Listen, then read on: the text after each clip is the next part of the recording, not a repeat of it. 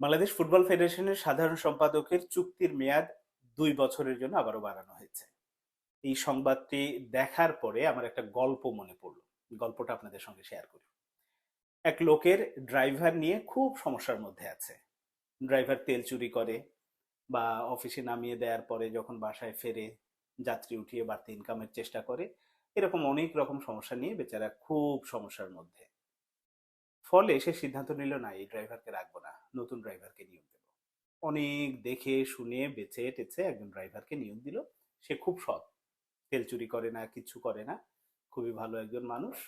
কিন্তু তার মূল সমস্যাটা হচ্ছে সে রাস্তায় ঠিকমতো গাড়ি চালাতে পারে না। তাহলে বোঝেন, ওই ড্রাইভারের যে অবস্থা, বাংলাদেশ ফুটবল ফেডারেশন যেভাবে চুক্তির মেয়াদ বাড়ালো, সাধারণ সম্পাদকের একই অবস্থা। কারণ ভদ্রলোক হয়তো ভালো, সৎ, এবং এ কারণেই তার আচার ব্যবহারে খুশি হয়ে ২ বছরের জন্য চুক্তির মেয়াদ বাড়িয়েছে। কিন্তু একটা ফুটবল ফেডারেশনের, গোটা দেশের ফুটবলের মানে মাদার অর্গানাইজেশনের, তার সাধারণ সম্পাদক হিসেবে যে যোগ্যতাটা থাকা দরকার, আমি আগের ভিডিওতেও বলেছি, এই ভদ্রলোকের সেটা নেই। তিনি ছিলেন কাজী সালাউদ্দিনের ব্যক্তিগত সহকারী। ওই সহকারীর কি কাজ ছিল, কি ছিল, ফুটবল সংক্রান্ত কাজ আদৌ তিনি করতেন, নাকি কাজী সালাউদ্দিনের বিভিন্ন, কি বলবো, যে কাজগুলো ছিলেন ওগুলোই সাধারণত করতেন। তো সেখান থেকে হঠাৎ করে চলে আসা সাধারণ ভারপ্রাপ্ত সাধারণ সম্পাদক, সেখান থেকে সম্পাদক এবং পূর্ণ মেয়াদ, তারপরে তো এখন ২ বছরের জন্য, এটা হয়তো আরো বাড়তেই থাকবে। তো ভদ্রলোকের জন্য শুভেচ্ছা শুভকামনা। এটা তার আসলে সৌভাগ্য বা তার কৃতিত্বই বলবো। এরকম মানে নিজের ক্যালিভার দিয়ে এরকম একটা পোস্টে থাকা, এটা আসলেই মানে বিশেষ গুণ বা বিশেষ কিছুই বলতে হবে। এটা তার জন্য শুভকামনা রইল।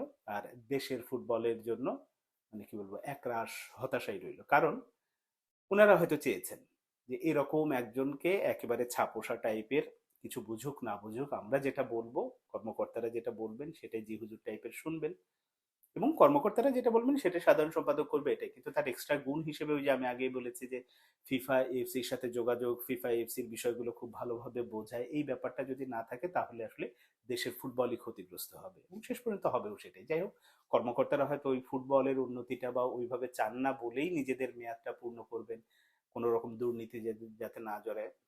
কিন্তু দক্ষ লোক হলেও, দক্ষ কিন্তু সৎ, এরকম অনেক ছেলে মেয়েরাই আছে যারা আসলে এই পদের যোগ্য, বাংলাদেশিরাই। আমি দেশের বাইরে থেকেও বলেছিলাম যে প্রয়োজনে দেশের বাইরে থেকে আনা যেতে পারে, সেটাও দরকার নেই, বাংলাদেশেই ছিল। যেহেতু তারা ও পথে যাননি, নিজেদের মতো করে গতানুগতিক পদ্ধতিতে গত ১৬ বছর যেভাবে কাজী সালাউদ্দিন চালিয়েছেন, একইভাবে হয়তো এই তাবিদ আওয়াল চালাবেন ৪ বছর, তারপরে হয়তো আবার নির্বাচিত হবেন। এভাবে চলতে থাকবে দেশের ফুটবল। যেখান থেকে যে এইভাবে নামছে, এভাবে নামতেই থাকবে, নামতেই থাকবে। এটা নিয়ে আসলে খুব বেশি, এবং ওই যে খুব ঘটা করে মিটিং হবে, এক্সিকিউটিভ মিটিং হবে, কাল ঢাকায়, কাল চট্টগ্রাম, কাল যশোর, মানে আরেকদিন যশোরে। এটা নিয়ে আবার মিডিয়া অনেক রকম হাইপ তোলে যে ফুটবলের বিকেন্দ্রীকরণ হচ্ছে। আমি জানি না যে আসলে ফুটবলের এক্সিকিউটিভ কমিটির মিটিং যদি এক জেলা থেকে আরেক জেলায় হয়, সেটা আসলে ফুটবলের বিকেন্দ্রীকরণ কিভাবে হয় আমি জানি না। সেটাও আসলে গর্বের বিষয়, এবং এইভাবেই যদি চলতে থাকে দেশের ফুটবল নিম্নগামী এবং নিম্নগামী হতে থাকবে, দেশের ফুটবলে কোনো পরিবর্তন আসবে না। আমি আগেও যেমনটা বলেছি যে আসলে কাজী সালাউদ্দিনেরই বি টিম বর্তমান কমিটি, কারণ ওই কমিটির অনেকেই আছে, মানে তাবিদ আউয়াল নিজেও ছিলেন। সবকিছু মিলে যেভাবে চলছে এইভাবেই চলতে থাকবে।